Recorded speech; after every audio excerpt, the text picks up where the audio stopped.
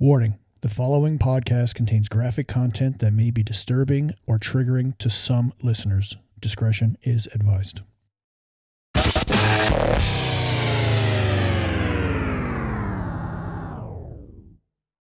The Papa Tango Delta Sierra podcast is available free of charge thanks to the support of Cracked Armor. Their mission is to raise awareness for PTSD, TBI, and mental health to support those who struggle. By creating an army of warriors who represent the gear, their hope is that it will send the message to others that they are not alone. Go to crackedarmor.com, say hi to Mark Long, read about the story, find some research information about PTSD, and support the cause by buying some gear.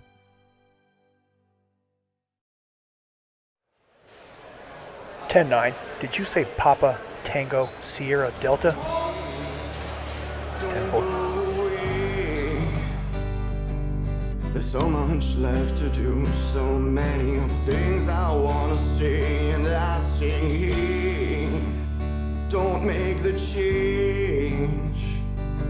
If it rains every single day, I'll fight to blow it all away. This is episode 8 of the Papa Tango Sierra Delta podcast.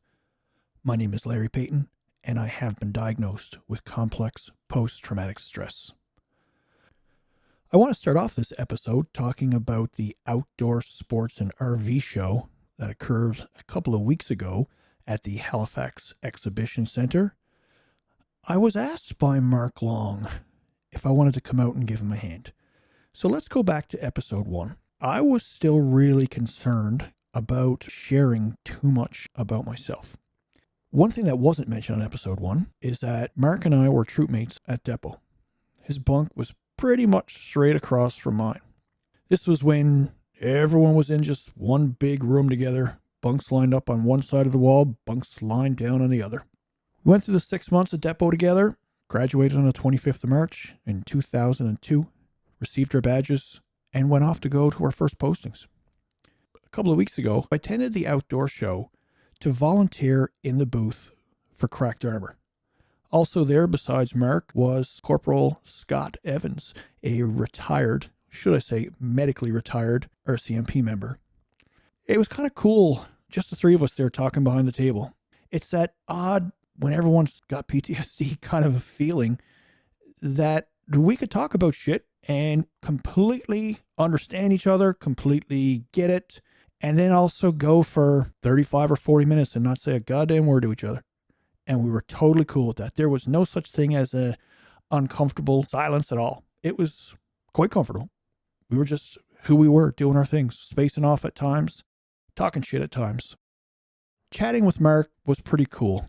It's funny because there's been a long time since we really talked much. I mean, we did about a year or so ago, just a little, but otherwise just took different paths, I guess.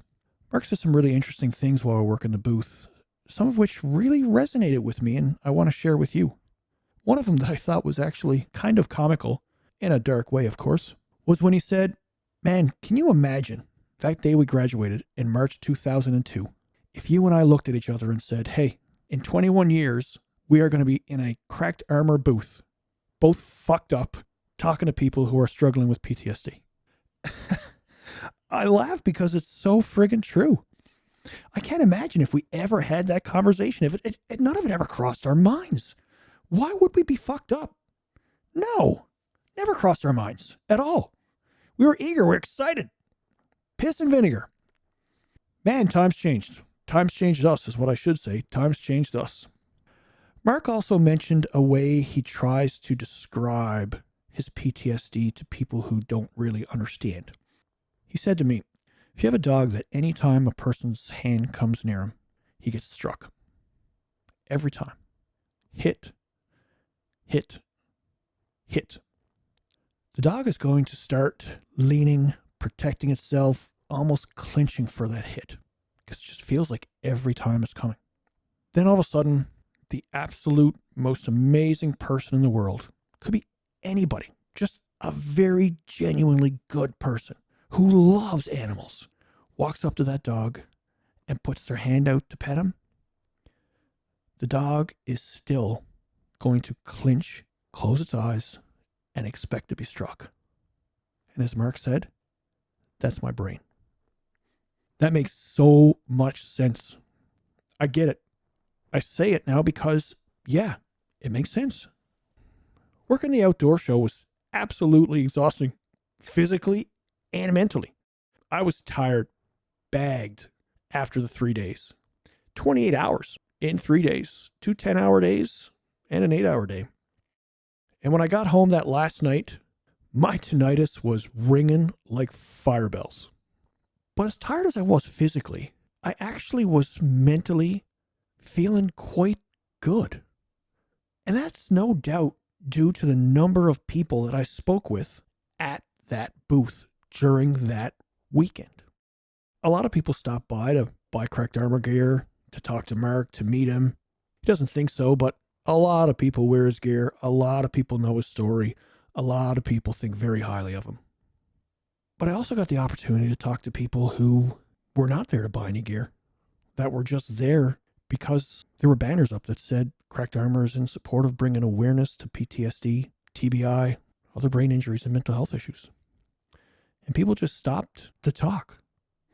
I mean, there was an individual there who's retired military. When he stepped up, he wouldn't face the table. He looked straight down the aisle. And it was a tactically smart move.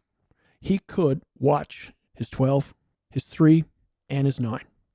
And his partner, who was standing alongside of him, had a 6. He held a tactical advantage, and when I started talking to him, he wouldn't turn his head. Until I said something, and I have no idea what it was, but it resonated with him. And then that man turned and did nothing but stare straight into my eyes and talk for about 15 or 20 minutes. No longer concerned about his 6. No longer even paying attention to his 3 and his 9. He just seemed to feel comfortable that someone understood. Got the opportunity as well to talk to other police officers, active and retired, other military members and vets, social workers, dispatchers, firefighters, both professional and volunteer, paramedics, corrections officers. The list goes on and on. But it was just really good. Something else that stood out to me were people who struggle for completely different reasons. One lady had stopped to buy some gear. She said she wanted to support Cracked Armor because of what they supported. So I asked her if she served, and she said, no, I didn't get my PTSD from a job. I'm the mother of a son who is now quadriplegic from a car accident. Wow. Working at the booth was therapeutic. It was really good. Also had some friends stop by that I wasn't expecting. People I'd known from years ago that just happened to all of a sudden cross paths with me again. And I promoted the podcast. Seems to have gained some traction from that. Some new people that have been listening, reaching out, sending me a message just to say, hey, I met you at the show. I listened. Thank you. Great work. You're a warrior. It was really good. The point of all that is, it's okay to talk to people. It's good to talk to people, actually. People who are like you. And I know I say that a few times on the podcast. And there's times even my words resonate with me at occurrences after I've said them. The show was one of those times. Yeah, I've talked to people before who struggle with PTSD, but not that many people. Not even remotely close to that many people. And there were different genders, different ethnic backgrounds, different everything. PTSD is not prejudice. It can affect anyone. So for everyone who took time to stop by, to buy some gear, to chat with us, to tell us your story, to hear ours, if you were at that show and you're listening, thank you. It really meant the world to me. And I sincerely enjoyed speaking with you. You're in for a great episode today as a police dispatcher from California will talk about her PTSD and her experiences being on communications when horrible things happen. Stay tuned. It's a great episode. Let's take a quick break.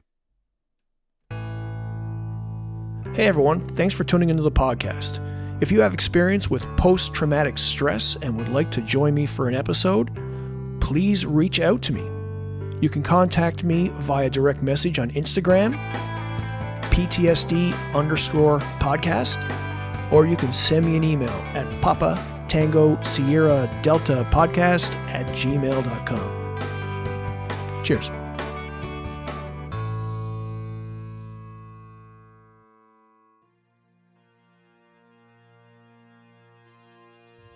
This episode of the Papa Tango Sierra Delta Podcast is brought to you thanks to the support and financial sponsorship of Cracked Armor. Go to crackedarmor.com, read the story, buy the gear, wear it to send a message to others who are struggling that they're not alone. Also to Willow Tree Farms, care of Jason Sobkowicz, another member who is struggling with PTSD and who updates his Instagram frequently to share his story. You can follow him at jason.sobkowicz. And we are just back from the break. Thank you very much for sticking around for the Papa Tango Sierra Delta podcast. I'd like to introduce the guest for today, Kristen Jauregui, who is out of California. Did I butcher your last name, Kristen? No, you got it. You got it right on. Awesome. Perfect.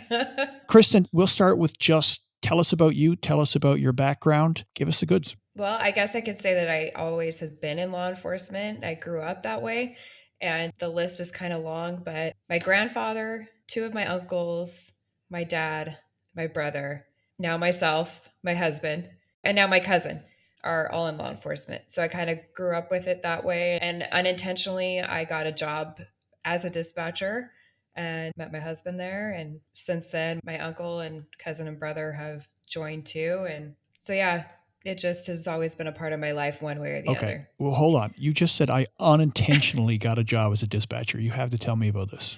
Yeah. So the funny thing is so I used to work as like a grocer or like a bagging clerk at one of our grocery stores. And I was happy with life, just being like a college kid, freshly out. And my dad gave me a resume and he's like, you want to make some more money and do something meaningful? And I'm like, all right, I guess so. What do I have to do? He's like, just answer some phones. I'm like, okay. Without doing any research or knowing what I was getting myself into, I put in for it. And obviously I got the position. And years down the road, he had told me that he thought I had no way of actually making it in. He just thought he'd give me some experience and some drive. And so here I am 23 years later, still doing the same thing.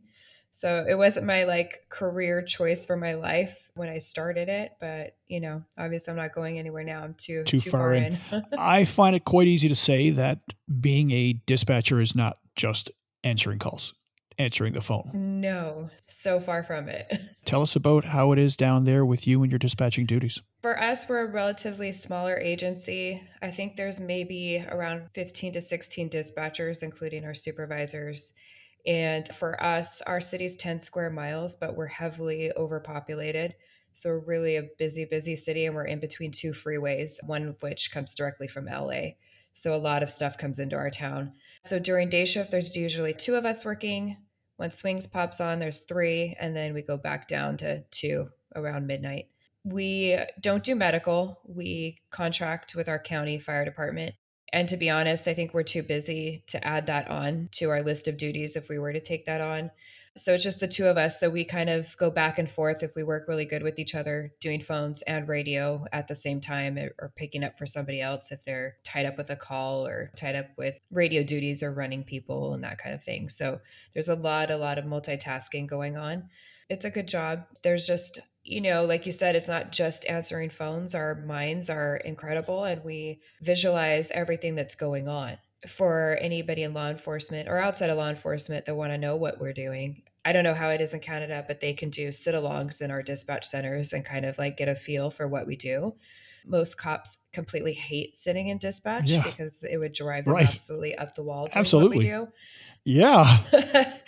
But yeah, the best way I could describe it is like if you were to read a horror book and as soon as like something scary is supposed to happen, they like rip out the ending. Or maybe you find out like, oh, the bad guy came in the room and he's about to do something and the story gets ripped out. Or they pull the plug from the TV and then you plug it back in and it's something completely different.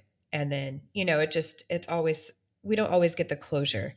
We hear a lot of the crime actually in progress going on, but we don't always get to know what happened at the end. That to me is horrifying. The fact that just not ever knowing what's happening, being on the phone, and there's no doubt you've heard screams, you've heard horrible things happen on the phone, and just trying to maintain the composure that's needed from your job as basically the line to the person at that point until police arrive. I mean, I find that very difficult to wrap my mind around, and you're 23 years into this.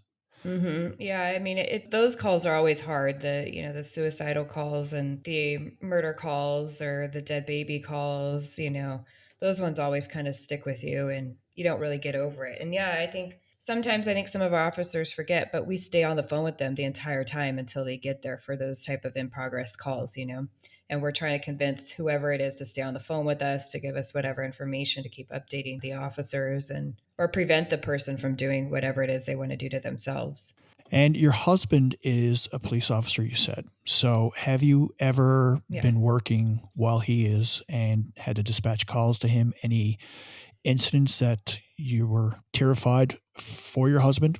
Not just, obviously you're terrified for every police officer, but it does become a different thing when it's your husband. No, it does. I mean, the good thing is that I kind of grew up in law enforcement, so I understand the demands and what can happen, right? I mean, we all do to some extent. It's a different thing when you're actually experiencing it. So I am proud to say I think that I've done a pretty good job with keeping my wife hat tucked away while I'm working and just keep my dispatch hat on. I've had one instance, I've been on the phone and heard the shots going while I can't really get too much into detail because it's still in court.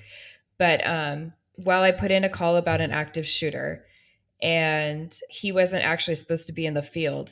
So there was some type of like calm, just knowing he wasn't the one going. But it's hard to explain, but it's still an elevated stress because it's still my guys Absolutely. that are going. But then I just hear him on the radio all of a sudden yelling like, oh, he's still on the gun. He's still on the gun. And then you just hear a bunch of rapid gunfire, and you don't know what's going on. And it's that silence after that really like makes your heart sink into your stomach. So that was one time. There's been a few. Wow. I had pretty close together. One time I got a call from a few people saying your husband's okay and not from him. And I was at home. So that time it was just the wife hat that was on, not knowing. And that I think I'd rather be at work when things like that happen, because then I know the details and the facts and I'm updated in real life instead of just, or lifetime, I guess. Sorry. Instead of like having to wait for a phone call or a text, which a lot of wives, obviously have to go through. And a car had rammed into the back of him, intentionally trying to kill him because that guy was upset about some officer at a completely different agency and just happened to see my husband's unit and wanted to ram into the back of it. So, and then another time during COVID, we were having a wedding at my house for his brother. And I get the phone call, hey, I'm okay, but I was just involved in a shooting and I'm not going to make it. Holy shit. And then so it's just one of those things as just in, law enforcement families, like things happen at the drop of the hat and you have to pivot and you can't get upset at things. No, they didn't know what's happening and you just have to keep moving and reschedule or just continue on with whatever plans you have. And then the most recent one was when we lost our two officers June 14th of last year. And I was on the radio for that. And the good thing about that day was that there was so many officers in my city because we had a big department training, which luckily they were only a few blocks away. He was one of them that was included. So he went out to that one after pretty much everything was finalized. He made it out because he thought they might need the Bearcat to stop the shooter. Wow. Yeah. Because it was still an active situation when he had heard it. And then my fear after that, because I didn't go back to work for 5 weeks, I got 2 weeks off from the department, which was amazing. And then just as the world works or God works, I had already planned like a 3-week vacation. So it gave me a lot of time to think and kind of decompress.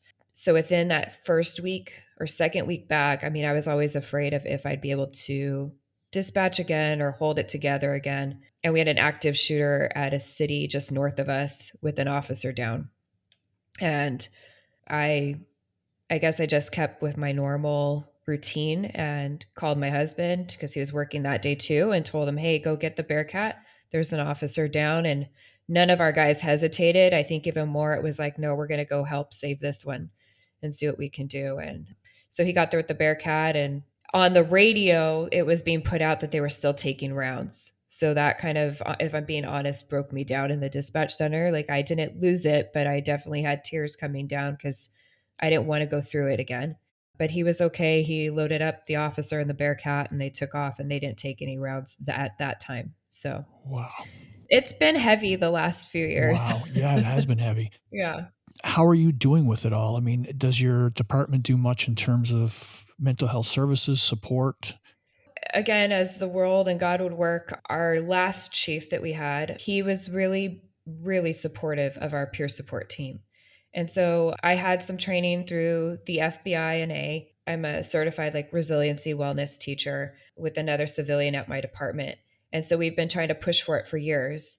The chief before him was completely anti peer support. He was like, oh, we have something called the EPA down here, just Emergency Protective Agency. And you're not always guaranteed a clinician that understands first responders.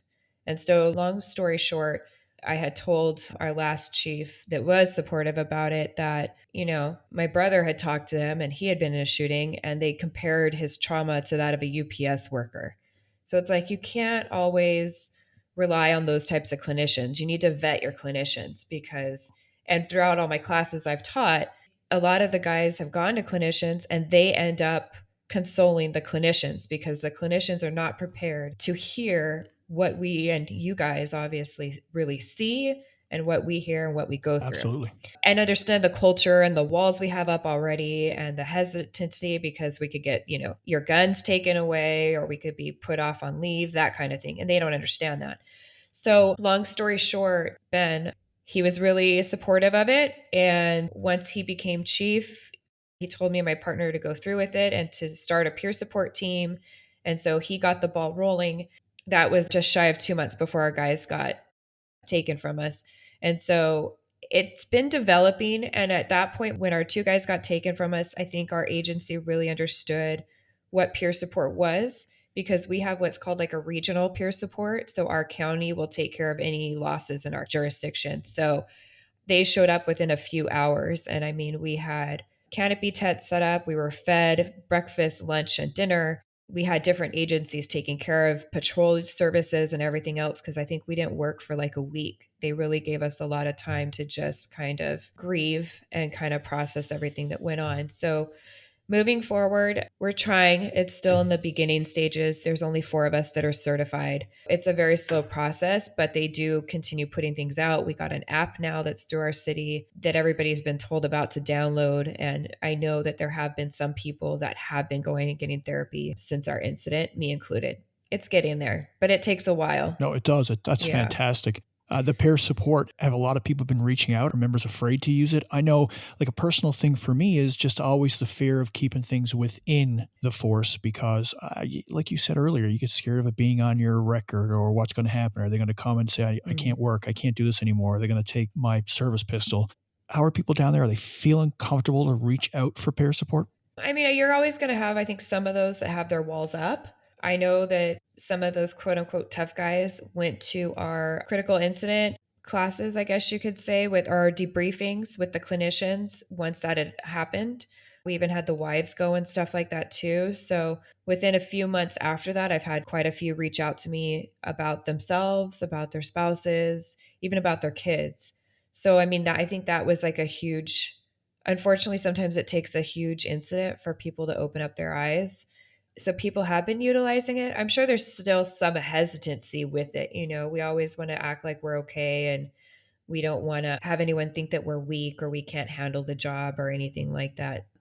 At least the 4 of us that are certified, we keep in touch pretty good.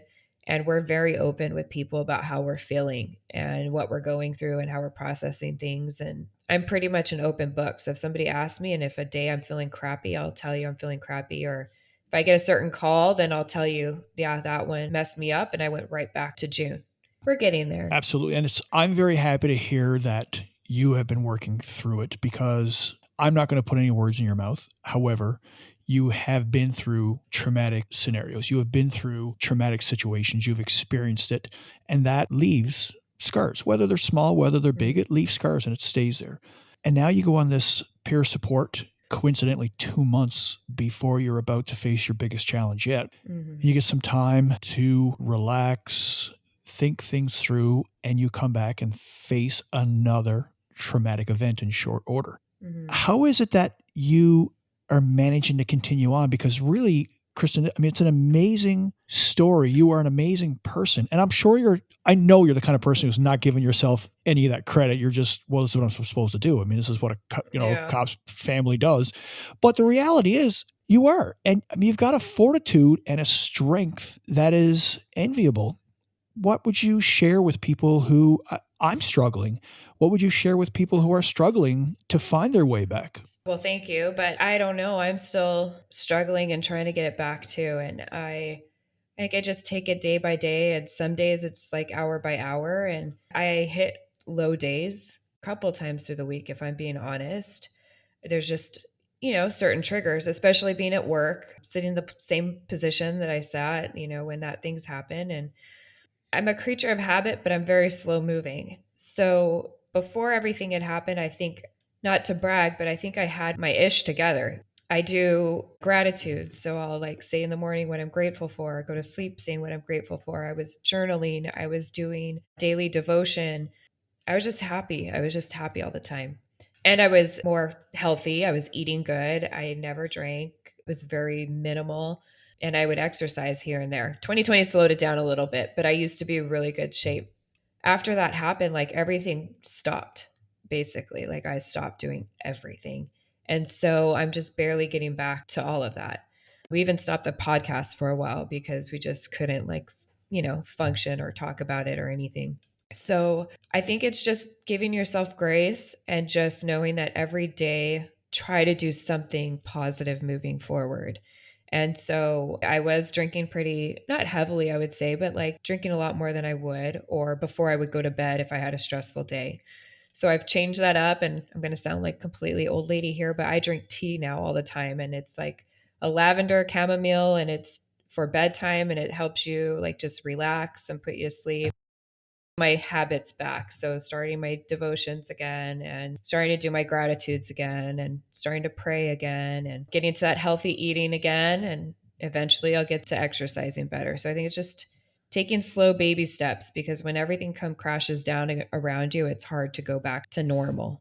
Yeah. Well, you've said a lot there in terms of things that can be done. No, I think that's the reality. And so I've been off since the beginning of December. And I've got into healthier eating. I've cut back on my alcohol intake.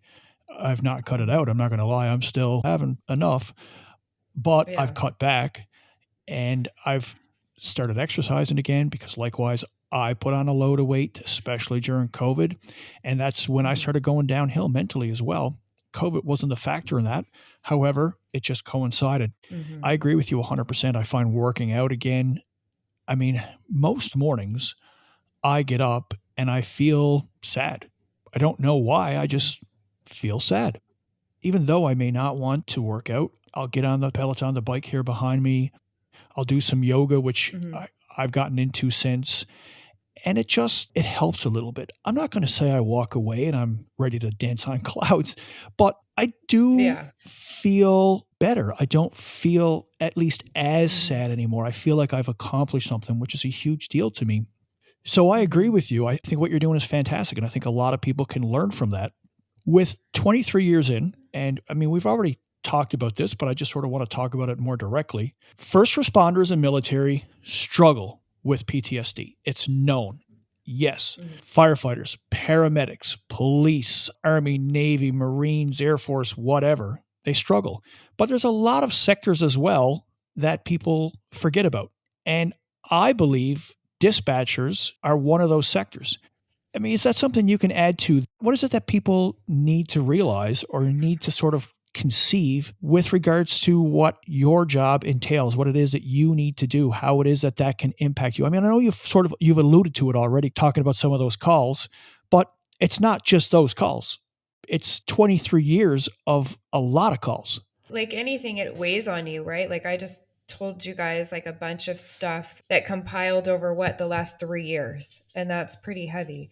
One of the best ways that one of my code teachers puts it is like, if you have a bucket and you're holding that over your head the whole time and you never talk about it. You just keep taking it on, right? So you have this bucket. Initially, when you first start off, we're all bright tailed, bushy eyed, and ready to go take on the world and all the bad guys. Little by little, we keep adding weight to that bucket. We put in our first like dead baby call. We put in our first murder. We put in our suicide. We put in somebody we weren't able to help and they ended up getting killed or murdered or passing away. And it just keeps compiling like that over time. And so if you were to hold that bucket over your head, eventually it gets heavy, your shoulders get tired, and you can't carry that anymore. So you have to do something. You have to like take that weight out. It'll still be with you, but you could just put the bucket down or start taking things out, like expressing what's going on and how it affected you and things like that. And it's just something that it sits with you, and we deal with so much stuff that the normal civilization doesn't deal with. I always like when I try to talk about it with people, I always kind of crack up at the news because before they put something out, oh, this could be disturbing, you might want to change the channel. Like, oh, I'm sorry, you poor things. Yes, it is disturbing and it can upset you, but you're seeing a clip of it from the media. You're not seeing it up close. You're not hearing the screams. You're not seeing the family being completely devastated in the moment when it happens or when you tell them about something like that. You don't see any of that. The news doesn't see any of that. They get a warning. And from one traumatic event, like we always have officer involved shootings, right? Like the family is so upset or disgruntled or traumatized, and in every means they should. And more people give them grace about seeing and going through what they go through than what the officers go through. And we go through that more than 10 times over.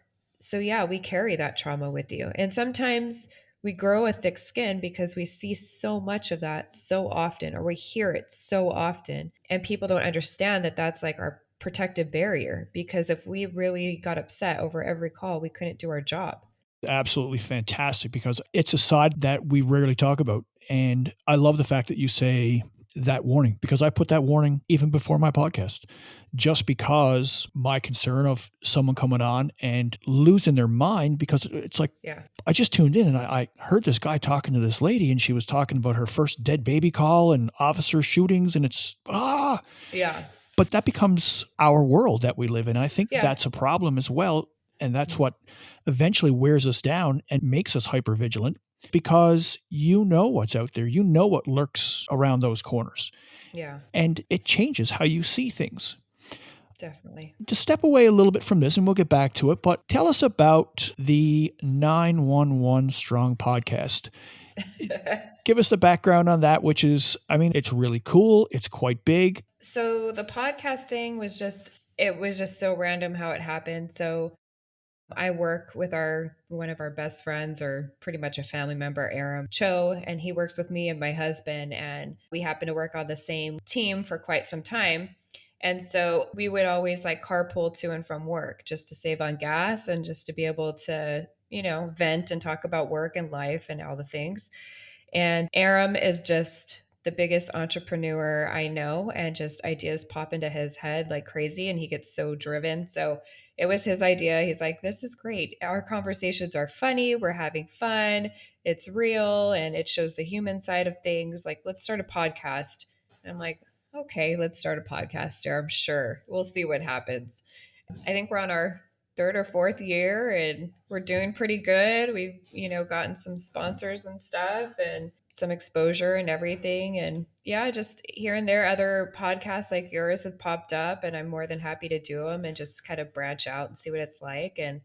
But yeah, our podcast is basically, like I said, showing the human side of things. And Aram is now a new lieutenant. He has a stay-at-home wife who homeschools 4 children. Me and her are really great friends, which doesn't always work with work wives, I guess, because the dynamic's a little bit different, but we get along just fine. We go camping always together. Like, we're basically kind of like a huge family unit. And then again, my side works because I'm the wife of an officer, I'm a dispatcher, and I grew up as a child with my dad being a police officer. So I kind of brought in that different side of things too. And so it just kind of works. And I give Aram a hard time whenever I can. That's the good part, right? Yeah. I sent a message out to Aram as well when I saw that he had got promoted. Good for him. I'm happy for him. Yeah. You've done some pretty big talks, though, and been on some fairly big podcasts. Tell us about those. It just kind of works out how some of them kind of find me and some of them don't. And one of my favorite ones have been with my friend Christina. Hers is called Decide It's Your Turn. And we developed a good friendship over the years. And she ended up doing a podcast. So I hopped on hers and now I hopped on yours. So it's just really cool to be able to connect. Like, this is the part of social media I love, is that you can meet people everywhere. Like, she's in Arkansas and you're all the way up in Canada. Like, way back when this would never have been possible or even thought of, so it's really neat. And it's nice to branch out and talk to different groups, I guess you could say, not just law enforcement related. So it's been really good. I've been on the Proud P Wife, her podcast too. So that was really cool. So it's been really neat. And she's all the way on the East Coast. Boom. There you go. That's awesome. And you're right. No, this would never have happened before. Not a chance. No. How would I even find you in a phone book? It wouldn't happen. Oh my gosh. Most people don't even know what a phone book is anymore. Right? Yeah. So it's neat, the doors that have opened because of social media. So not to toot my horn, but I just got told to do a talk for women leaders in law enforcement too. And that's coming up at the end of this month. And that's for LA County, which is just mind-boggling to me that I'm their speaker. So I've never done that before. It's different when I'm having a conversation on a podcast, but now it's just me. So it'll be interesting. And then I'm going to do a peer support class. Yeah. I'm pretty confident you're going to just nail it out of the park, Kristen. There's no doubt about that. Oh my God. Absolutely. Absolutely. Listen, I don't want to take up too much of your time. So not at all. I just want to make sure that we get across the biggest thing. I mean, like, for the point of my podcast is to let people who are struggling in silence at least have something to listen to, at least have something to take away from it.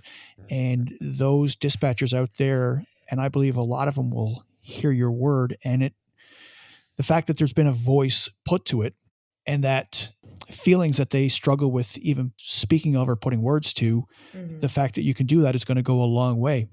So I guess just before ending off, is there anything that you would like to share with dispatchers that have been up here for 20 years, or people who are thinking about going into that line of work, what they should consider or what they should do to make sure that they take care of their mental health? Because ultimately it's huge. It's a very, very big deal, and we struggle with it. It's very odd how there are a lot of things we're not afraid to talk about when it comes to physical issues, be it diseases or injuries. But when it comes mental, nobody really wants to say anything. It's almost comes off as an embarrassment or as infectious. Again, if you could just speak to dispatchers, worldwide dispatchers, in your country and mine, kind of tell them what they should be expecting, what they should do to take care of themselves, what they should do from the outset. I will say, for the ones that have already been in dispatch for any amount of time, because it doesn't matter how long you've been in it, you can get your first traumatic call the first day, that your feelings are valid, and it's not normal what we do. It's not normal what we hear, which is why there's such a high turnover rate, because not everybody can do or put up with what we're doing. And go seek out some help. It's not as scary as it seems. You don't lay on a couch and, talk to some weird person holding a notepad. It wasn't like that for me. I've been a few times. I've tried the EMDR. It worked, but I don't feel it worked enough for me. So I'm going back to just regular therapy with the clinician who's familiar. If you need help locating a clinician, I'll be more than happy to help you find one. I have a few connections. As far as those that are thinking about doing the job, I mean, thankfully, there's a lot of exposure out there for dispatchers. So you could see some of I wouldn't say they're dead on, but like the 911 shows, not the fictional ones, the more realistic ones to look at. Go do a sit along and then just know, like, it's going to change your perspective on the world. You're really going to see the ugliness that is part of being a human, and it can be really disgusting and really make you think differently about who you talk to and who you see, and make you hypervigilant or make you really angry with the world. Not everybody's angry or ugly out there. There's a lot of good. And then you're going to have to realize that aside from hearing all that, you might be put in my position and you might have to send your friends somewhere and not be able to bring them home. And see the fallout from all of that after, and try to figure out how to continue going on and continue working if that's something for you or if it's not. So it can be a very heavy job. It's not all glitz and glamour. We don't get thank yous. We don't get hugs. And there's some agencies that we don't even get acknowledged. But you have to have passion for it. And you have to know that there are people that you truly are helping. And if that's where your heart is at and that's where your mind's at, then you'll be successful. And just make sure that you find a good hobby outside of work. You cannot live, breathe, and eat work. You can't do it and be successful at your retirement. It's just not going to happen. So just find something that brings you joy outside of what you do. Don't lose your connections outside. Have family members, friends outside of law enforcement because you need those people too. I want to say thank you for your service and thank you very much for everything you've done to have the 6 of my brothers and sisters down there in uniform. I really appreciate it, Kristen. Thank you. Thank you so much for having me. It's been an absolute pleasure. I know we're going to stay in contact. That's the reality of things. Absolutely. I love just at least reaching out to you every now and again on the Instagram, on the DM, and I see your story and stuff like that. So it's always cool. It's really cool. Yeah. And someday our paths will cross again. There's no doubt about it. Absolutely. Thank you very much. I appreciate it. I appreciate everyone who's taken the time to listen to the podcast. My name is Larry Payton. I have your 6. Please have mine. Don't go away. There's so much left to do, so many things I wanna say, and I sing. Don't make the change. If it rains every single day, I'll fight to blow it all away.